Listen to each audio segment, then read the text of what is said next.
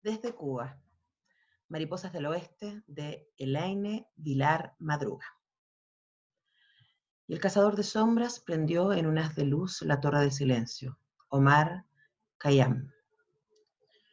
Conocí al dios casi al azar, o al menos así me parecía entonces. Tenía solo 8 años. Las alas apenas comenzaban a brotar en mi espalda. Escocían terriblemente. A veces la piel se convertía en un surco sanguinoliento, y las membranas recién nacidas se movían como apéndices que aún no controlaba. Fue mi madre quien me llevó ante el dios. Recuerdo que ella iba caminando muy lento, como si no quisiera llegar nunca. No tengas miedo, decía, no tengas miedo.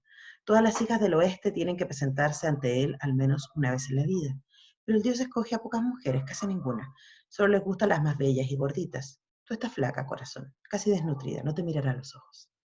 Su voz intentaba consolarme, yo lloraba. No sabía realmente por qué, pero las lágrimas caían de mi rostro como una pasta informe que olía a miedo y sudor. Mi madre también jimequeaba, pero se cubría la cara para que no la viera. No quería mostrarme que estaba asustada. Estás muy flaquita, Anahira, muy flaquita. Ya verás que ni siquiera se va a fijar en ti. Y ponía sus manos encima de mis alas aún deformadas por el proceso de crecimiento. Estas membranas son un espanto. Tranquila, corazón, te quedarás conmigo. Mi madre me llevaba de la mano. Caminábamos por la calle evitando los basureros radioactivos donde todavía moraban.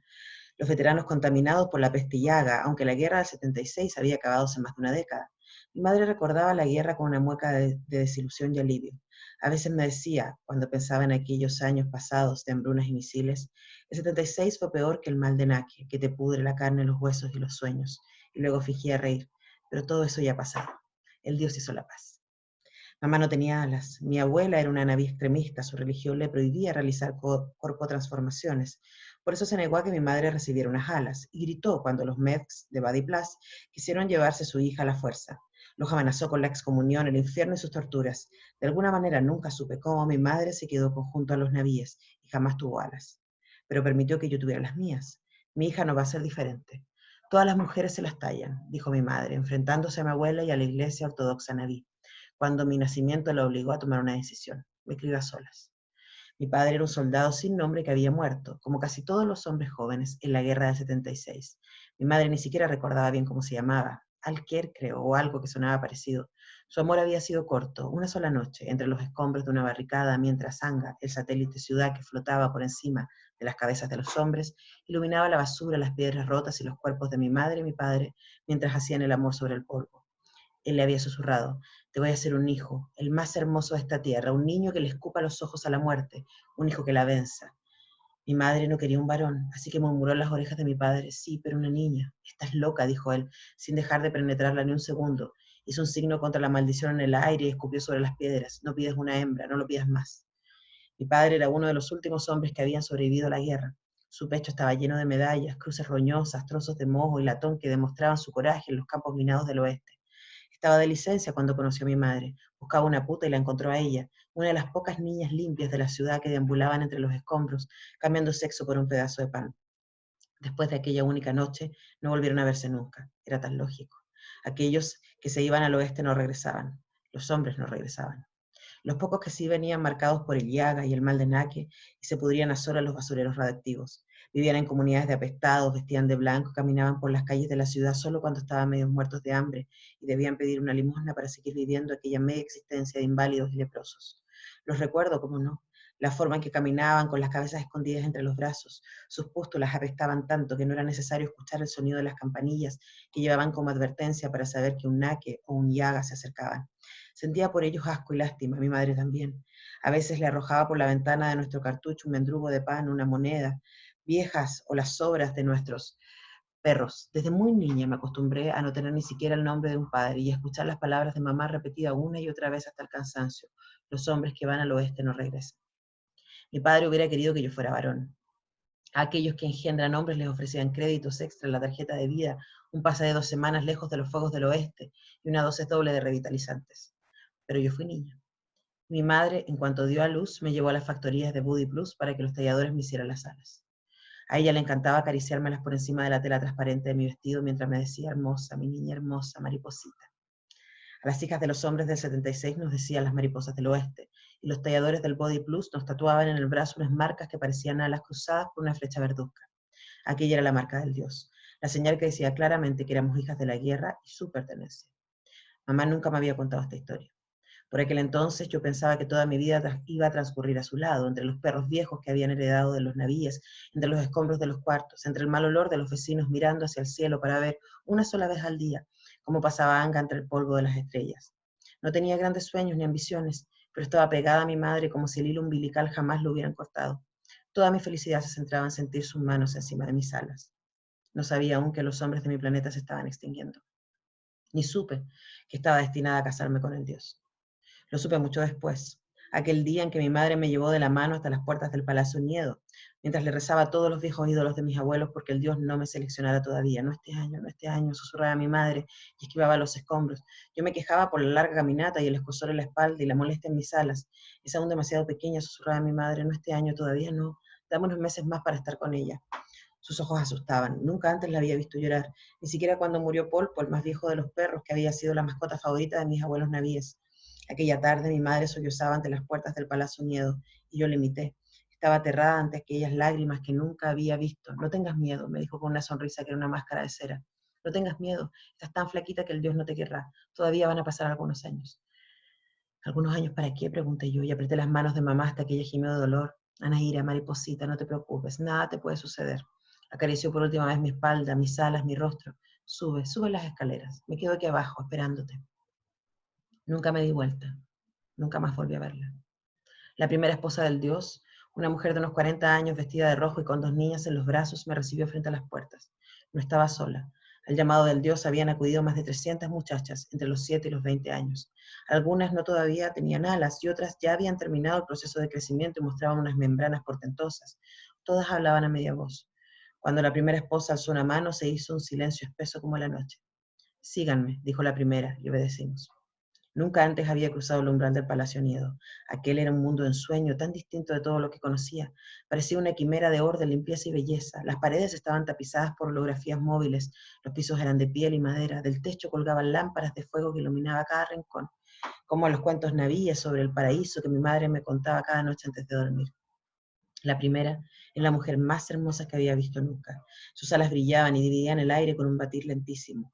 Las niñas que llevaba entre sus brazos eran apenas recién nacidas, pero qué curioso. Ya tenían pequeñas membranas en las espaldas. Las cerraban y abrían como si aquello fuera un juego. Son las hijas del dios, dijo una chiquilla a mis espaldas.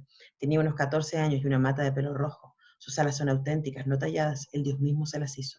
Y luego agregó, cuando yo tenga hijas con el dios, serán así de hermosas. Algún día seré la primera.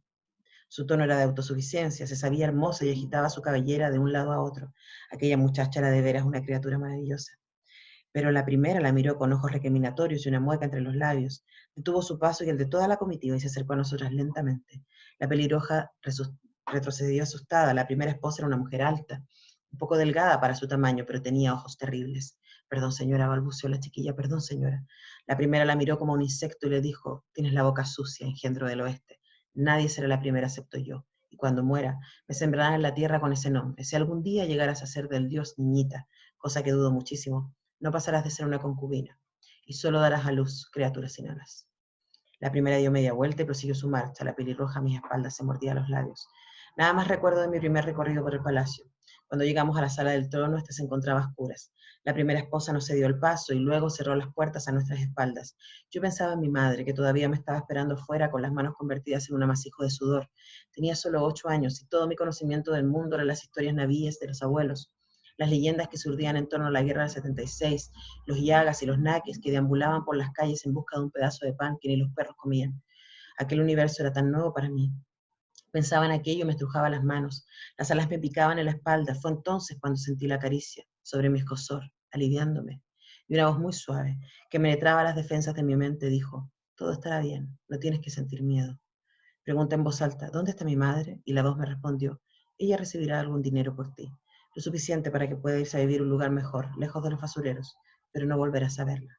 El dios repitió, no volverás a verla. Aquella no era una opción, sino una orden. Mis 8 años se rozaron en medio de aquella oscuridad que los tragaba.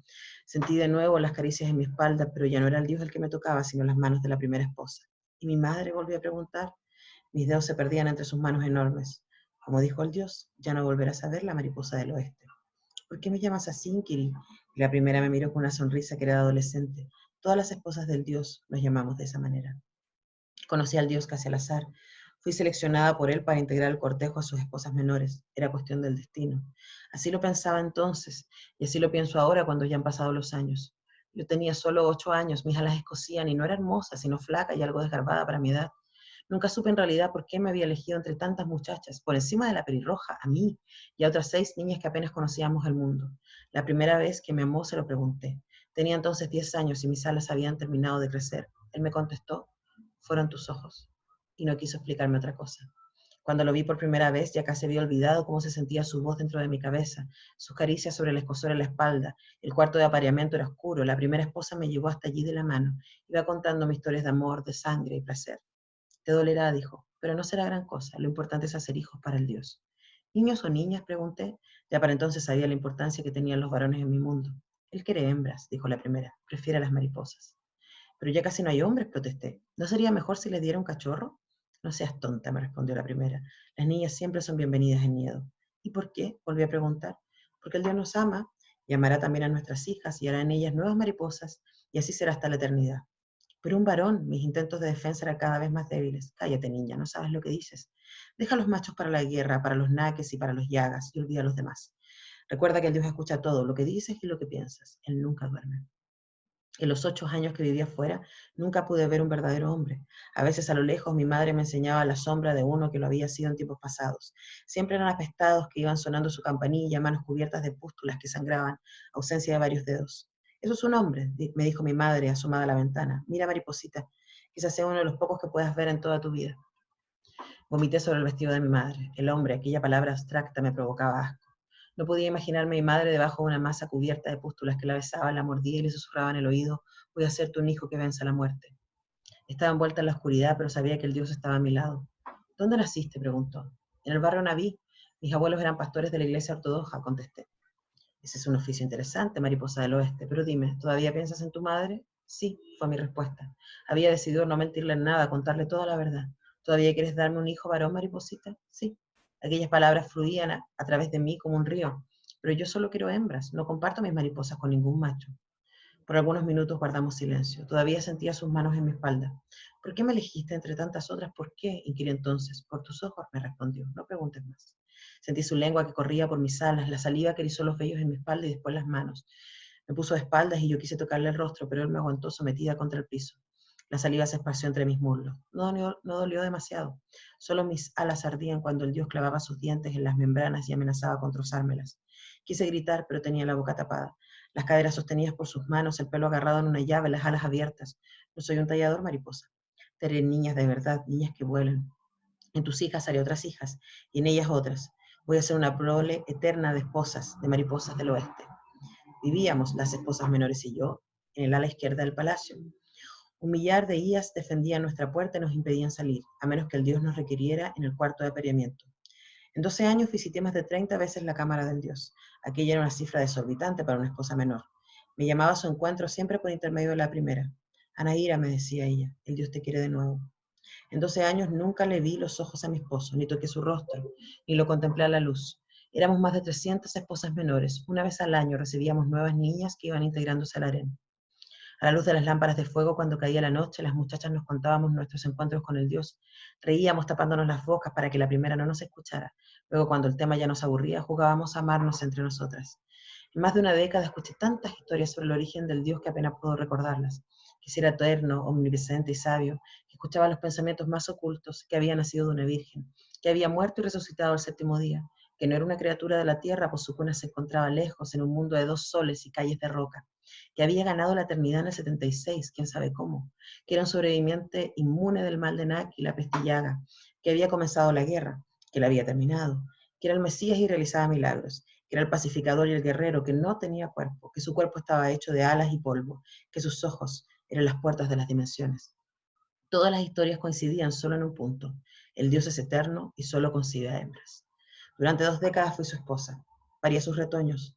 16 de mis hijas nacieron sin alas. A muchas de las esposas menores les sucedía como a mí. Camadas y camadas de hembras bellísimas que no tenían ni el esbozo de una membrana en las espaldas.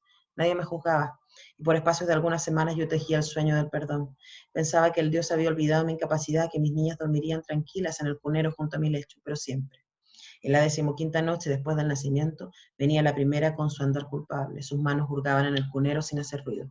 Yo fingía dormir, pero veía como la primera cargaba a mis hijas, se las llevaba en brazos, aún dormidas, hacia otro sitio.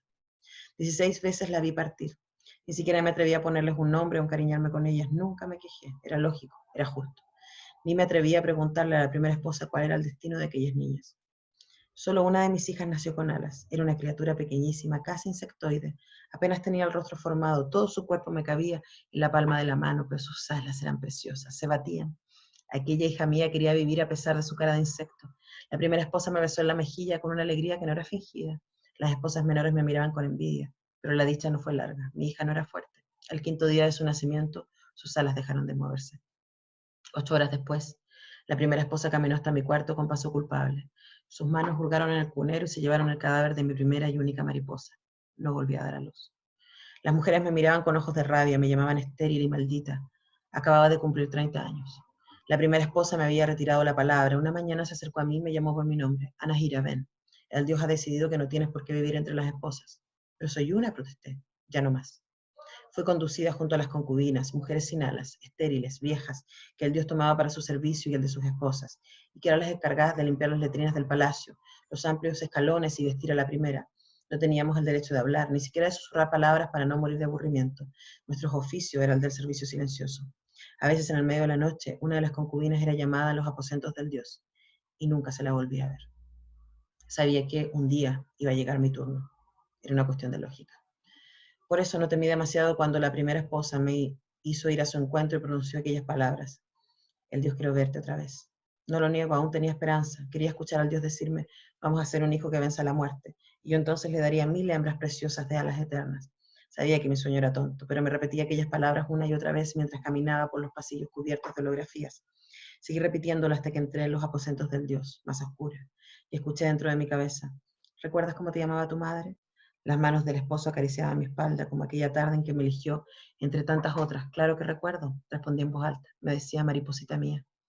Las manos del Dios deambulaban por cada fragmento de mi cuerpo. No tengas miedo, Nahira, no tengas miedo.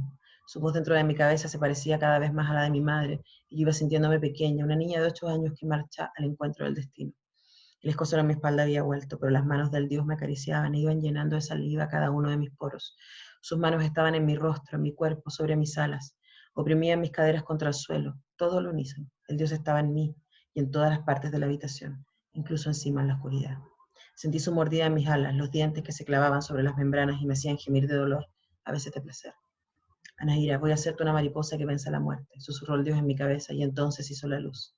Fue la primera vez que pude verlo. Su cuerpo estaba en mí y en cada rincón del aposento. Su cuerpo era la masa negra de una araña que tenía 8 manos de hombre, cada una en un lugar distinto de mi piel. Su mandíbula aferraba mis alas, las trozaba, las mordía. Iba inyectando el sueño entre mis poros. En cada rincón del cuarto había un nicho de saliva y tela, y de él colgaban los cadáveres de algunas esposas menores y de las concubinas. Algunas eran capaces todavía de mover las alas como insectos atrapados entre la muerte y algún otro sitio indefinido. No tengas miedo, me dijo el Dios, mientras tejía sobre mí la tela. Mi cuerpo había dejado de resistirse, pero yo seguía mirando las 8 manos que se movían sobre mi carne y la masa oscura que era su esencia, diluida en todo el espacio y también dentro de mi mente. No tengas miedo, repitió. No tienes por qué temer, mariposita. Sus palabras me hacían sentir que tenía 8 años e iba del brazo de mi madre. Caminábamos entre las calles rotas, rumbo al palacio del Dios. Las alas comenzaban entonces a brotar sobre mi espalda.